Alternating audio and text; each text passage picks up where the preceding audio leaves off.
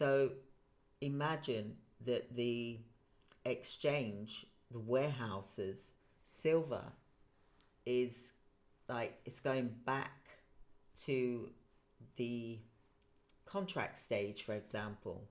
So the inventory level as of March the 19th, for example, 2025, COMEX silver warehouse stocks stood at approximately round about 453 million ounces. So whilst current inventories appear substantial, the persistent supply deficits rise, they keep rising, and it also is causing concern about the future availability. So this could lead to inventory depletion if not addressed. So the silver market has been in deficit really for several consecutive years, and there is an ongoing deficit as well. So the market is forecasted to remain in a significant deficit in 2025, making the fifth consecutive year where demand outspaces supply. So what are the implications for this? Is that it's sustained. Deficits can lead to increased prices and potential shortages for individual users. And the emphasis here, the need for strategies to boost supply or manage the demand. And this is why I'm talking to you about the silver at the moment, because it is starting to, people are just ordering loads of silver, it's just being delivered, tons and tons and tons, not even ounces, but tons of it. So addressing the silver challenge requires a multifaceted approach. So one of them could be mining investment to meet future demands. Several mining projects are in development aiming to add a further 44 million ounce in the next 5 to 10 years. These projects are located in countries like Mexico, Australia, Russia, Peru, for example. Technology innovation, developing alternative materials or improving silver recycling processes could elevate some supply pressures. And when I talk about this, think about the scrap gold, scrap silver that you could purchase and turn them into coins or into gold bars or silver bars, for example. So COMEX is currently maintaining significant silver inventory. So, but this is becoming a challenge due to the escalating industrial demand and limited supply growth. This is where the industries and the big organizations and the family offices, the wealthy, are ordering lots of it because they don't want to run out of it, because at the end of the day they're trying to balance out their portfolio. They're building wealth, but they're trying to balance out their portfolio. So there's going to be there's always going to be where something is going up. Even when something is going down, something is going up, and they're still able to make an income or protect the wealth that they have. So think about this. If you're able to purchase a silver coin for $35, for example, and then imagine that by the end of the year that it could be $800, or even if it's gone up to $200, it's still a good investment. The cash that we have, the currency, is going down in value no matter where we are in the world. things are getting more and more expensive, so we can't really just rely on the cash.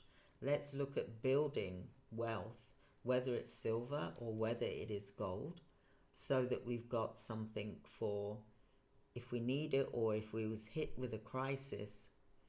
If you're in business, this is something that you need to think about. Even if you're an individual, it's something that we all need to think about doing this, so that we've got something for our future, or for when we need it at the most, and we can always draw down and expect the value that it is.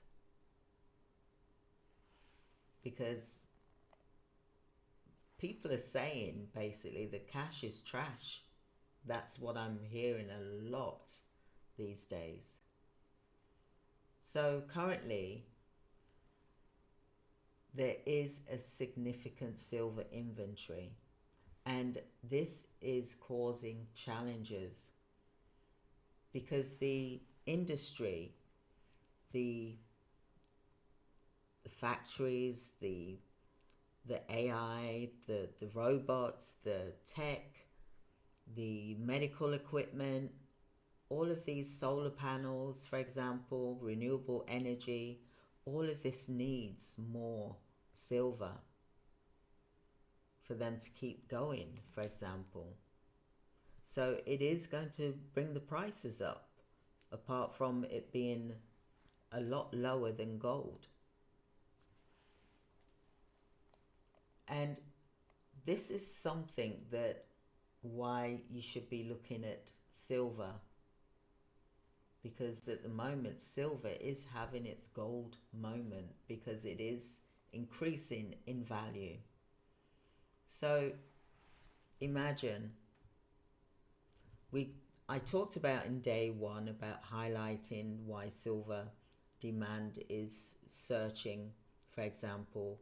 I talked yesterday, day one of the 10-part series, I talked about the mines in South Africa, for example.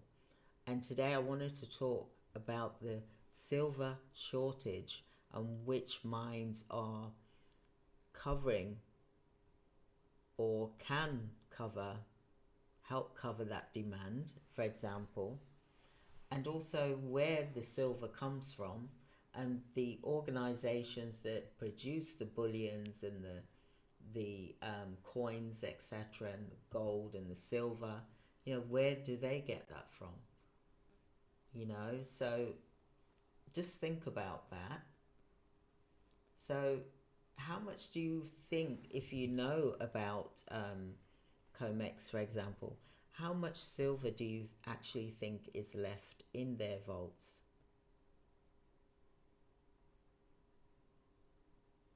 So I mentioned about as of the March the 19th, for example, 453 million ounces. And it is registered, and it is also available for delivery if it is registered, for example. Now, a lot of people are storing their gold and silver in these vaults, but the problem here is that most silver never moves really. It's just a ledger transfer between vaults. So, key fact for you, over the past 5 years, silver inventory has decreased despite record mining output. So mining output, for example, think about the mine production. Is it really keeping up? Global silver production is forecasted for a 2% increase. That's 844 million ounces in 2025.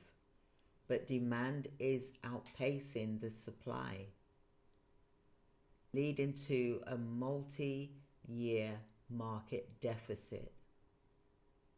So over 70% of silver comes as a byproduct from mining copper, lead, and zinc. So supply demands on these industries is not just silver demand. So there's other precious metals as well. So who are the top producers here? Mexico mine, for example, Fresnillo. Then there's Peru, which is Antamina. Then there's the mines in China. Then there's the mines in Russia and mines in Australia.